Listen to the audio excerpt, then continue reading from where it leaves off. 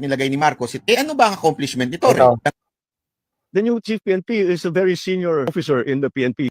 At ang panahon ng mga hindi ka napopromote, hindi ka malakas. Okay, tingnan natin go. He knows the situation. Finally, lumabas na ang katotohanan. Si Ah. Torre na ang bagong PNP chief. For O ngayon, mamamroblema kayo, di ba? Ayaw na ayaw nyo mangyari yan, pero ito na yung nightmare nyo. O, good luck sa pagtulog nyo. to ES Bersamin, accomplishment ang dahilan kung bakit nilagay ni Marcos. Ano ba ang accomplishment ni Torre? Nagawa kung hindi ginipit ang mga Duterte at lahat ng taga-suporta ni Ginipit daw ang mga Duterte. Yun daw ang accomplishment niya. Hindi kayo makapalag kay Torre, no? Masakit, di ba? Pangulong Duterte tulad ni Pastor Kibuloy. Si Torre may dahilan kung bakit napunta si Pangulong Duterte sa Dahig. Si Torre rin ang dahilan kung bakit nakulong si Pastor Kibuloy. Kaya nga Buti alam mo. Buti ikaw, hindi ka pa napupunta sa kulungan. Nakakabaw. mga kababayan, isa lang ibig sabihin nito. Kung ni-rewardan ni Marcos si Torre because of his accomplishment, therefore, natuwa si Marcos sa ginawa ni Torre. Ano ba yun? Kung hindi ginipit ang mga Duterte at ang mga tapat niyang tagasunod. Si Marcos ang talagang dahilan Bay, naniniwala pa ba sa'yo? Okay. Putak ka na naman ng putak eh. lahat ng panggigipit sa mga Duterte.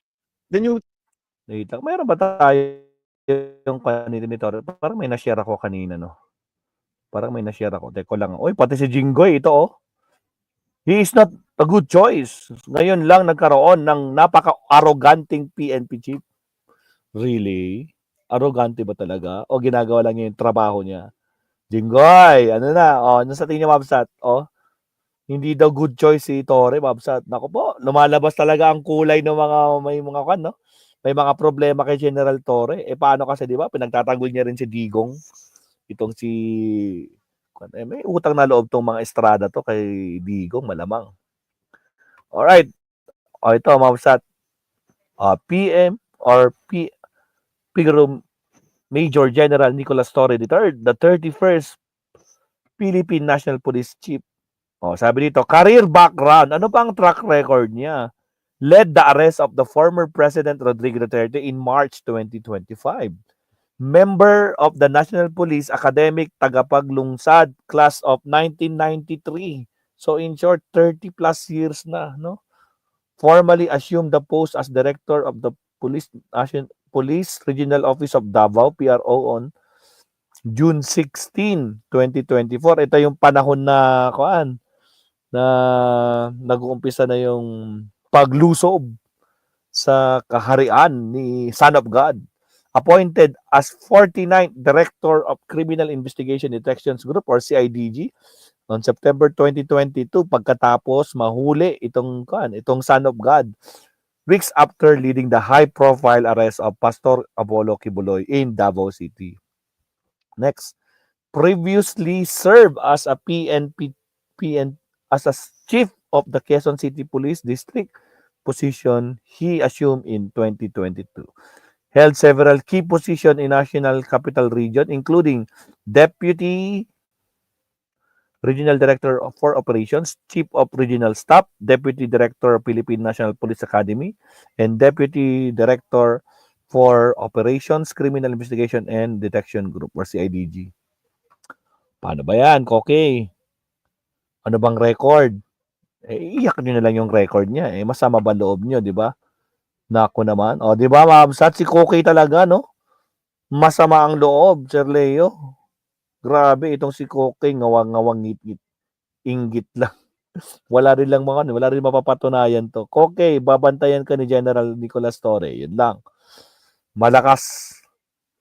Nagpasikat ng husto. Si General Torre, kay General Torre, mga Duterte din si Kibuloy. Paktay tayo dyan.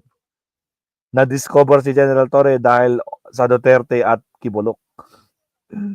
Paktay. Ngayon, sinong susunod niya? Hello? Si Bato ang nasa next in line niya, no? So, continuity. Kung meron mang ICC, walang magagawa. Itong mga kumukontra, no? Hindi sila makakaporma dito. Lalo na, talagang galit na galit sila dito, no? Ano bang tawag nila kay General Torre? May tawag sila eh. Diwata, ayun, naalala ko. Diba? G na G sila pagdating kay General Torre. So ngayon, magdusa kayo hanggang, ilan taon na siya? 54, di ba? So 2 years, ganun ba? Mabsat? O, 54 siya. Yan, alam ko 54 siya. Going, di ba pag magre-retire siya, 56. So, medyo mahaba-haba yung mga kanyang tungkulin as PNP chief. Nako pa ho. So, ayan. Next. Meron pa ba akong senior dito na iba? Riza. Sabi ni Richard Hardalian, question, after 3 years long, ano ulit ang legislative accomplishment ni Robin Hood? Naku, meron ba? Ato, Professor, meron ba? Ayan. Salamat po sa 100,000 subscriber, Mamsat, na officially 100,000 subscriber na tayo. Thank you, thank you, thank you. So finally, at long last for ilang years na, tagal na rin. 5 years in the making, no? Talagang ginapang natin yung 100,000 na yan. So thank you very much sa mga, since nung nakasama ko nung 2022 elections, nandyan pa din kayo. Maraming salamat. Oh, dami na rin ng congrats. Alright, thank you very much, Wabsat. So, yan lang yung naipon mo natin for the meantime. Pakinggan lang natin ito sa sabi ni Hontiveros. Tala sa proseso ng impeachment. Nakakabahala na ang paulit-ulit na antala sa proseso ng impeachment trial. Buwan na ang binibilang natin. Sobra-sobra na ang paghihintay ng mga Pilipino. Let us all hope this is the last delay. While I support my colleagues in our shared sense of urgency in passing important legislation in the last days of the 19th Congress, including the landmark anti-POGO bill, we cannot postpone our constitutional obligation. Yun, constitutional obligation, constitutional duty talaga yan, impeachment. Hindi yan legislative commitment ng mga senador. Kumbaga talagang nila to, constitutional duty nila para i-impeach itong si Kwan. Impeach tuloy, i-proceed yung impeachment trial. Kaya ang problema, hindi nila sinunod. Ngayon, sinong sisisihin nyo dyan? Oh, di ba? Nasa dulo na. Pa-ending na. Di ba, Mabsat? Agoy. So, ang dami nagagalit sa inyo dyan, no? Kung sino dapat sisihin dyan. Alright. So, ayan, Mabsat, okay na tayo dito. Kahit medyo may nabanggit naman na ni Senator Risa yung gusto niya sabihin dito.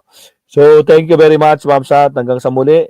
Thank you very much. Huwag na natin isama tong puganting to. Ito, si Eric Calcelis. May kaaway siyang, meron siyang nakaaway dito. Hindi ko na kung lugar to. Sa USA pala siya, nasa USA. So, ayan. So, thank you very much. Hanggang sa muli. So, ilan na ba yung subscriber ngayon? Tingnan natin. Check ko lang, Uy, 165. Thank you po. Ayan. Balik lang tayo sa ating ayan. Thank you po. Live count po natin is 100,168 subscribers. Thank you very much, Mabsat. So, hanggang sa muli, Mabsat. Good night. Puputol-putulin ni Maestro yung mga dapat putulin dito. So, good luck sa ating mga next na susubaybayan. Especially, matunog ang nangyayaring labanan talaga dyan.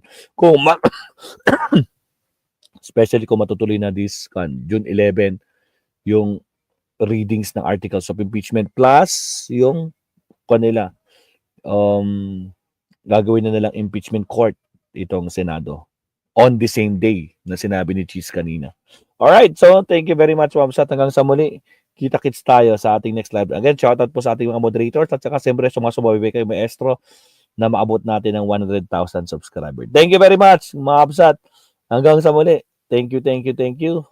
Walang sawang pasasalamat ni Maestro. Hanggang sa muli, kita-kits tayo sa ating next live stream. Paalam, Mabsat. Maestro.